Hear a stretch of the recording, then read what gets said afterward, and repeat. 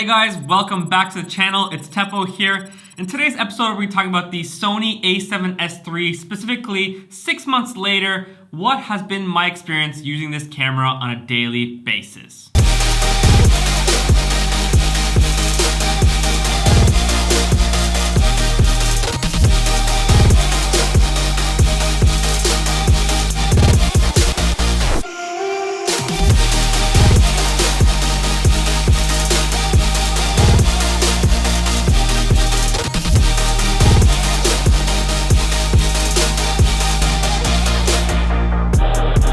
Like I said, it's been 6 months since I switched over from the Canon R5 to the Sony A7S III, and I thought I would share with you the honest truth about what I love and don't love about this camera. Because we all know there is no perfect camera, but there is a lot to love about the Sony A7S III. So hopefully this video helps you out if you've been interested in the Sony A7S III, but you just haven't pulled the trigger in buying this camera yet. You know,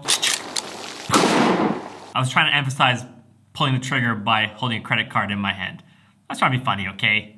Give me a break. All right, let's start with the good stuff first. Things that I've loved about the Sony A7S III. Number one, I've really loved the image quality and colors coming out of this camera. For the longest time, one of the biggest hesitations of switching over from Canon to Sony was the Sony color science. We weren't in the past hearing too many people raving about Sony color sciences. It was often that Canon color science was the best. But with the newer Sony cameras like the Sony A7S III, they now come with the S-Cinetone color science, which is the same color science that their cinema cameras like the Sony Venice are using, which is one of their flagship cameras. And it costs something like $40,000 US. And you're having that same cine camera color science in their cheaper camera bodies like the Sony A7S III. When it comes to color grading the footage coming out of the Sony A7S III, I'm having to do very little work and I'm getting a nice final image coming out of this camera. Most of the time, my workflow is as simple as just filming in the S-Cinelog picture profile. Then when I throw it into Final Cut Pro, all I do is add an adjustment layer with two custom LUTs. One is a correction LUT to go from S-Log to Rec 709, and then my second custom LUT is my color grade, which I like to use, which is the Perfect Skin Tones LUT that I've created, which is a nice like warm greenish tone, which I like for my footage.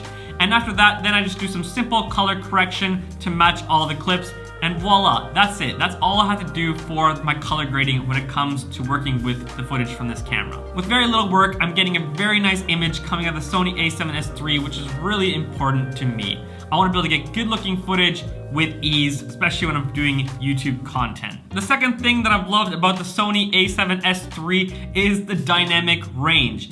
You have insane dynamic range in this small little camera, and you really notice it in the highlights. Back in the day when I was shooting with Canon cameras, the highlights often blew out very easily, whereas with the Sony A7 III, I've been getting a really nice dynamic range in both the highlights and the shadows. And it's no wonder. This camera advertises that it has 15 stops of dynamic range. Now, the professional reviewers like Gerald Dunn did test and say there is only 13 stops of workable dynamic range, but still, it's an amazing camera, and it really gives that nice cinematic look to the footage when you have that wide dynamic range in your footage. The third thing that I've loved about the Sony A7S III are its low light capabilities. For some reason, I don't know why Sony doesn't advertise that this camera has a dual base ISO, but in my experience, it does. Now, for those of you guys who don't know what a base ISO is, for example, when you're filming with S-Log S-Cinetone, you want to film at 640 ISO as the base ISO, but then if you go up all the way to 12,800, it's another base ISO, which basically means while I'm filming, I usually stick from, 640 ISO to maybe 1600, max 3200, but after that, I just jump up all the way to 12,800. And for a lot of people, that might be like, whoa, are you saying that you're filming at 12,800 ISO?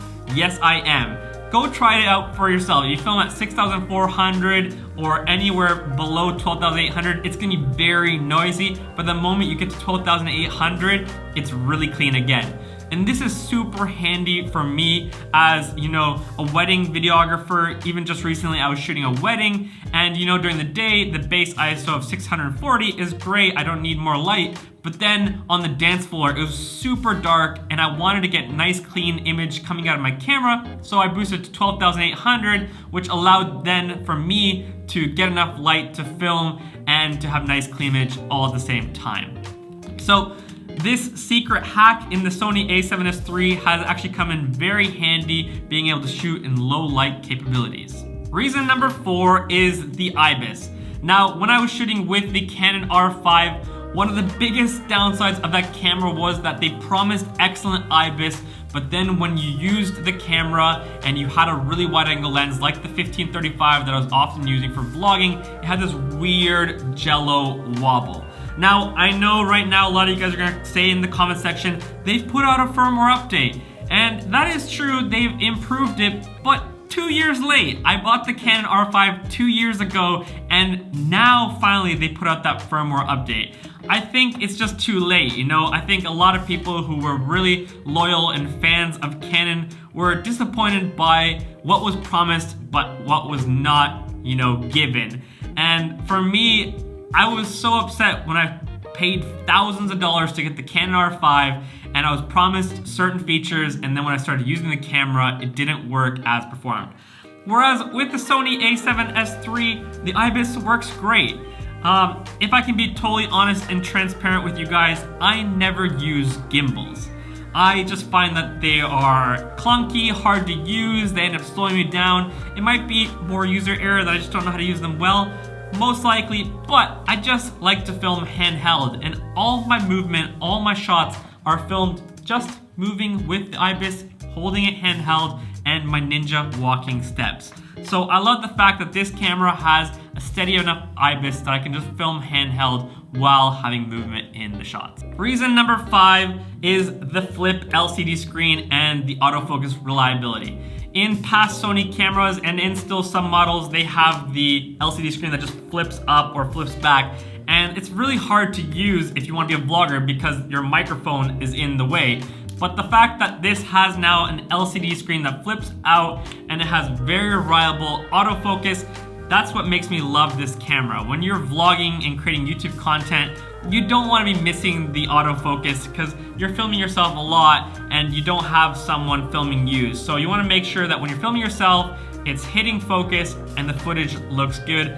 And for me, I have very rarely missed focus with this camera, other than when in my studio it tries to focus for some reason on this light, but usually it does a great job. And number 6, the fact that I can use the Sony A7S III as both a photo and video camera. Now, I know a lot of you guys right away are gonna say, it's only got 12 megapixels. In my opinion, it's enough for me. I don't need a huge high resolution camera because I'm not a landscape or wildlife photographer. And I understand for wildlife photographers, they wanna, you know, shoot a photo and be able to crop in with that extra resolution, or if you're a landscape photographer, you want every pixel to count so you can create huge landscape prints. But most of the photos I take are just lifestyle photography that I post on social media, and I found that 12 megapixels is more than enough.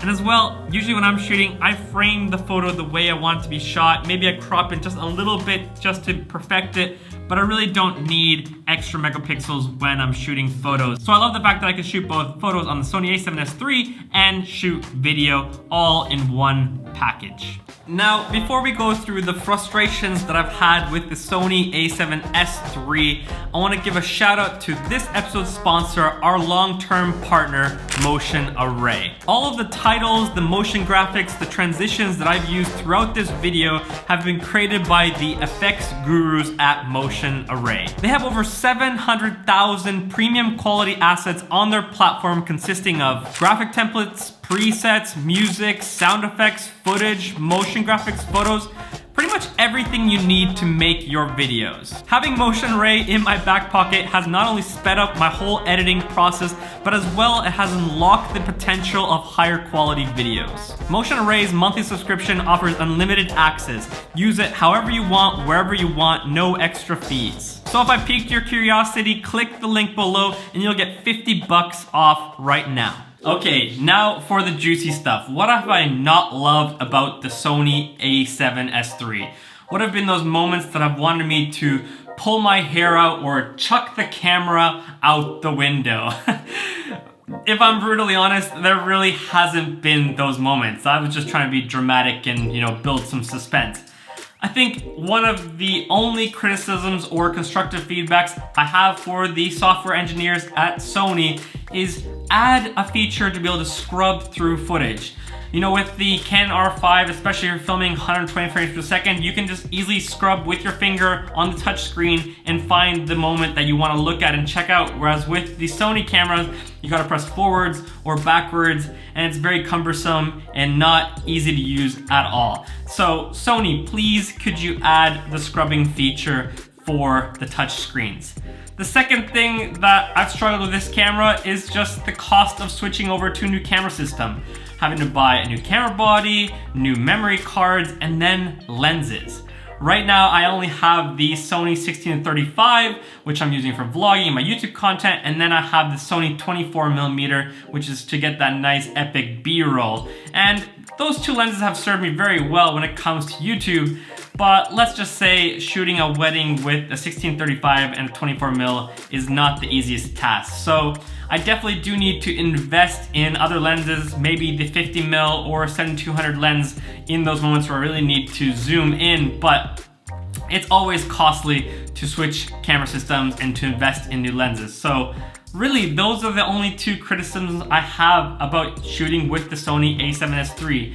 Now, for someone else, maybe there are issues or problems with this camera, but for my workflow and my needs, the Sony A7S III has worked very well, and I'm very happy with it 6 months later.